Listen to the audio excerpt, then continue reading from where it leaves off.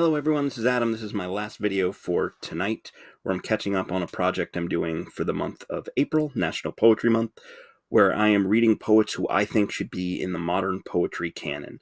Some of them are, or are going to be in the near future, which is cool. But basically, this is people who are either alive or were recently alive, whose poetry is more intriguing, I think, to people who would currently be studying poetry.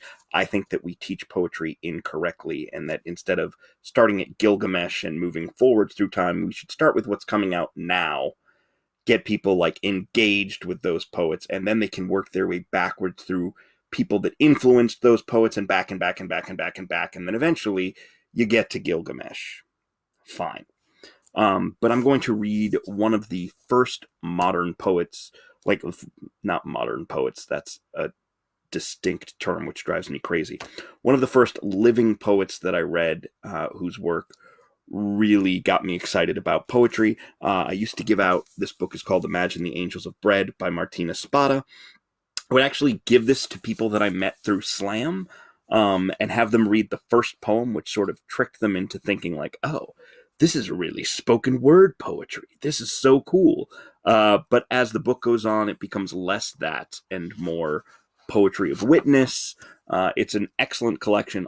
All of Martín Espada's early work is really great. I have not read his last two, so cannot comment on them. But Rebellion is the Circles of a Lover's Hand and The City of Coughing and Dead Radiators, also fantastic collections of poetry.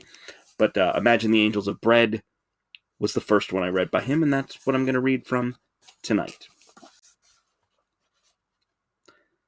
This is the title poem. This is the year that squatters evict landlords, gazing like admirals from the rail of the roof deck, or levitating hands in praise of steam in the shower. This is the year that shawled refugees deport judges who stare at the floor and their swollen feet as files are stamped with their destination. This is the year that police revolvers, stove hot, blister the fingers of raging cops, and nightsticks splinter in their palms. This is the year that dark-skinned men, lynched a century ago, return to sip coffee, quietly with the apologizing descendants of their executioners. This is the year that those who swim the border's undertow and shiver in boxcars are greeted with trumpets and drums at the first railroad crossing on the other side. This is the year that the hands pulling tomatoes from the vine uproot the deed to the earth that sprouts the vine. The hands canning tomatoes are named in the will that owns the bedlam of the cannery. This is the year that the eyes stinging from the poison that purifies toilets awaken at last to the sight of a rooster-loud hillside, pilgrimage of immigrant birth. This is the year that cockroaches become extinct, that no doctor finds a roach embedded in the ear of an infant. This is the year that the food stamps of adolescent mothers are auctioned like gold doubloons, and no coin is given to buy machetes for the next bouquet of severed heads in coffee plantation country. If the abolition of slave manacles began as a vision of hands without manacles, then this is the year. If the shutdown of extermination camps began as imagination of a land without barbed wire or the crematorium, then this is the year. If every rebellion begins with the idea that conquerors on horseback are not many-legged gods that they too drown if plunged in the river, then this is the year. So may every humiliated mouth, teeth like desecrated headstones, fill with the angel of bread.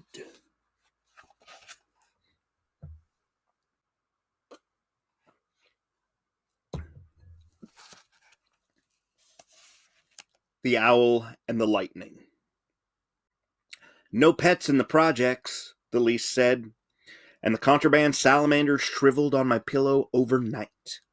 I remember a Siamese cat, sure-footed, I was told, who slipped from a window ledge and became a red bundle bulging in the arms of a janitor. This was the law on the night the owl was arrested. He landed on the top floor, through the open window of apartment 14E across the hall, a solemn white bird bending the curtain rod.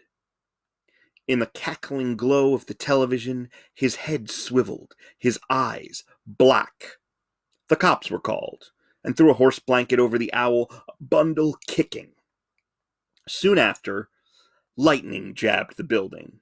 His apartment, 14E, scattering bricks from the roof like beads from a broken necklace. The sky blasted white, detonation of thunder. 10-year-olds at the window, I knew that God was not the man in my mother's holy magazines, touching fingertips to dying foreheads with a half smile of an athlete signing autographs. God must be an owl. Electricity coursing through the hollow bones, a white wing brushing the building.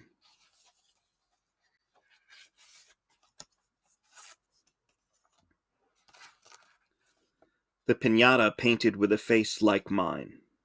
I was in the basement when my brother came home without a shirt covering his hungry chest. He saw a fight by the river, 8-track tape stolen from somebody's car, a broken bottle jammed in the armpit, and blood shooting out so that even my brother's shirt, wrapped around the wound, did not keep the startled boy from dying. That summer, my brother stayed by the river, passing the lukewarm wine or a pipe of hashish, bragging about refrigerators of meat plundered in unguarded garages. I saw him slip the bill from my father's wallet into his pants. When I told my brother this, he promised a kitchen knife plunged between my ribs as I slept. "Go get it," I said. When he turned to the kitchen, a wave of blood crashed in the chambers of my forehead. Too quickly, my knuckles in his hair, his skull thudding off the wall. I wanted to see the blood irrigating the folds of his brain. I wanted to break this pinata painted with a face like mine. Only amazement could have stopped me.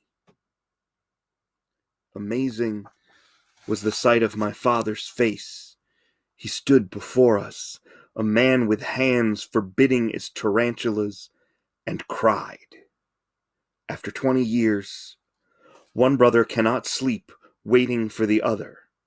I wait for him, the cool knife sliding against my skin, and he waits for me, my knuckles in his hair, to finish cracking open the pinata, painted with a face like mine.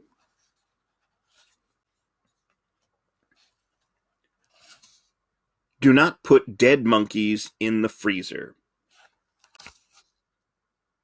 Monkeys at the laboratory, monkeys doing countless somersaults in every cage on the row, monkeys gobbling Purina monkey chow or Fruit Loops with nervous, greedy paws, monkeys pressing faces through a grill of steel, monkeys beating the bars and showing fang, monkeys in pink skin where fur once was, monkeys with numbers and letters on bare stomachs, monkeys clamped and injected, monkeys. I was a lab coat and rubber gloves lurking between the cages. I sprayed down the batter of monkey shit, coating the bars, fed infant formula in a bottle to creatures with real fingers, tested digital thermometers greased in their asses, and carried boxes of monkeys to the next experiment. We gathered the fear data, keeping score as a mechanical head with blinking red bulbs for eyes and a siren for a voice, scared monkeys who spun in circles, chattering instructions from their bewildered brains.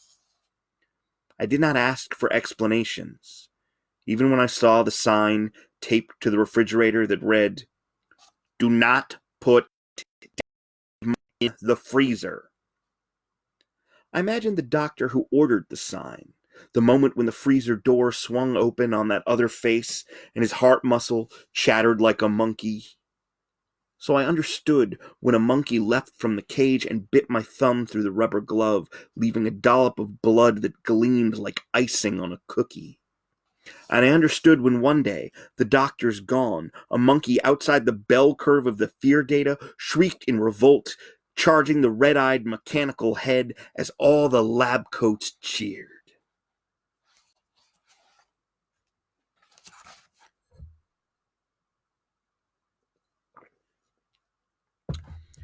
My Cockroach Lover. The summer I slept on JC's couch. There were roaches between the bristles of my toothbrush, roaches pouring from the speakers of the stereo. A light flipped on in the kitchen at night, revealed a Republican National Convention of roaches, an Indianapolis 500 of roaches. One night, I dreamed a giant roach leaned over me, brushing my face with kind antennae and whispering, "I love you."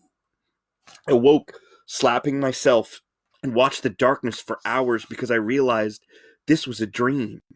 And so that meant the cockroach did not really love me. This is called My 25th Year Amazed the Astrologers. Again, it's Martín Espada from the book Imagine the Angels of Bread. My 25th year began in brilliant ice. January, Wisconsin sky frozen like a pond, unbreakable over the drowned, and me, hands in my coat, hunched at the welfare office amid the congregation of scarecrows without a cornfield, waiting for the check I would cash for half the rent and 3 cans of chili. By April, I was the clerk, periscopic behind the desk of a welfare hotel, where a man hollering, "I love God!" plunged from the 5th floor. So I took a job at the Patterson Street ballpark, licking the splintered grandstand with a broom. June was Nicaragua, digging latrines, hearing bullets pop in rum darkness, or a boy with the border patrol sing the peasant mass, hands cradling the scarred brown belly of a guitar. Then I was home again, trapped in the window watching 2 cops pin a suspect to the hood of a squad car and club his body like blacksmiths at a forge. And I did not dream the window brought me a mantis shadowboxing on my pillow an hour later. That same busted screen door August, Felicia's cancer bunched at the base of her throat like a bow tie, fingernails painted red by her sister leaning over the coffin, balloons streaming from the hearse. In a month, I would drive a car with no muffler through the headlight-haunted truck stops before morning from Chicago to D.C., then jump a train, bellowing against the night, solitary as whale song from D.C. to Boston. The catalog read, The School of Law. Books with jaundiced pages scrutinized in libraries for Latin incantations, but I wore a lobster bib through the registration line, and Guadalupe led the gathering of our hands in tumble percussion, slapping the benches in hallways of professors and judges who refused to dance. So my 25th year amazed the astrologers, the planets by Christmas zooming inebriated inches away from a catastrophe of silence.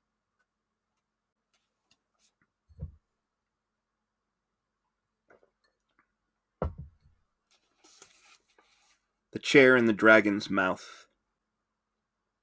Once I worked in the kitchen at Ned's, where every day I flattened the dough of 100 pizzas refrigerated for weeks. I scooped limp spaghetti and heated it under a faucet. I was ordered to wash the walls with dish detergent for the Board of Health inspection. I had a jukebox headache. 15 years later, in Chelsea, I stood below a rainstorm, blinking at a drain pipe that gushed helplessly. The 111 bus was stalled by flooding like pneumonia in the sewer's lungs, so I hid under my coat and ran into Mystic House of Pizza.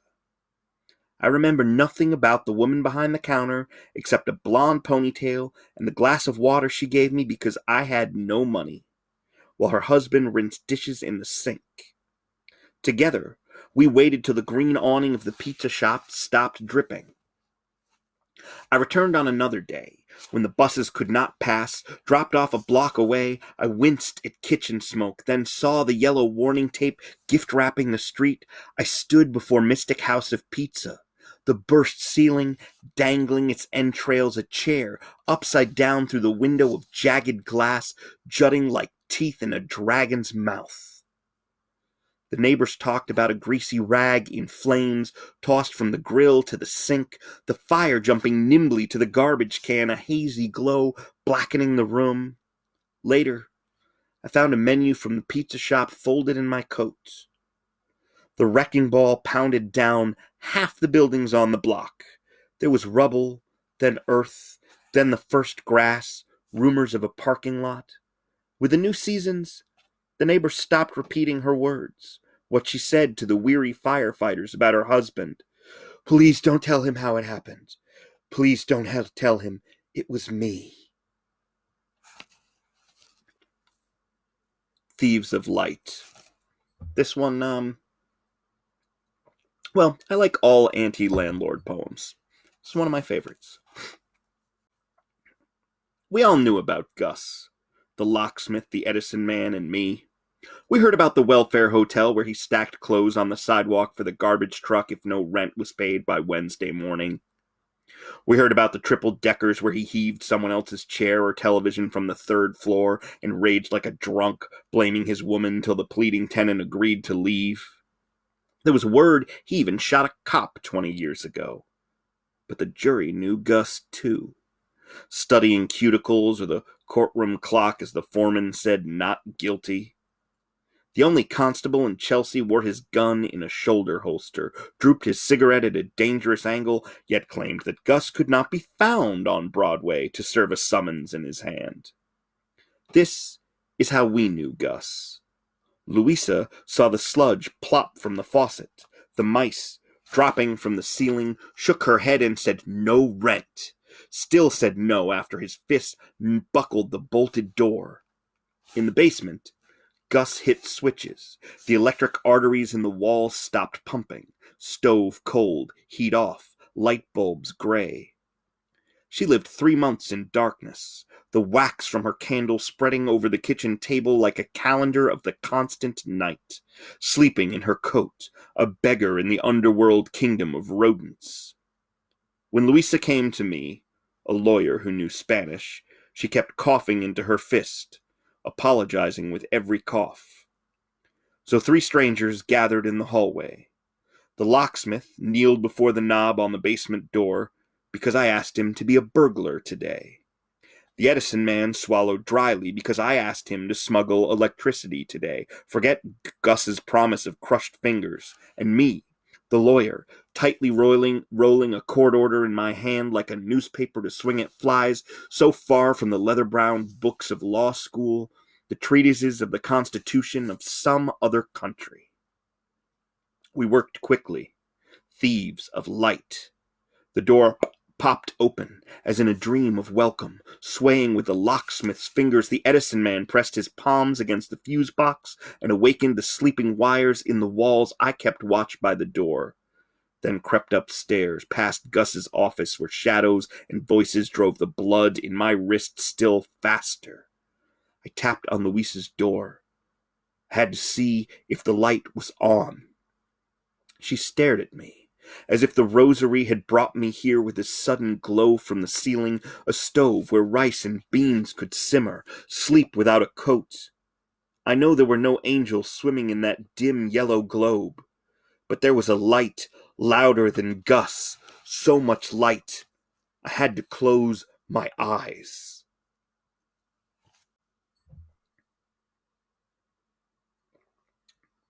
Offerings to an Ulcerated God.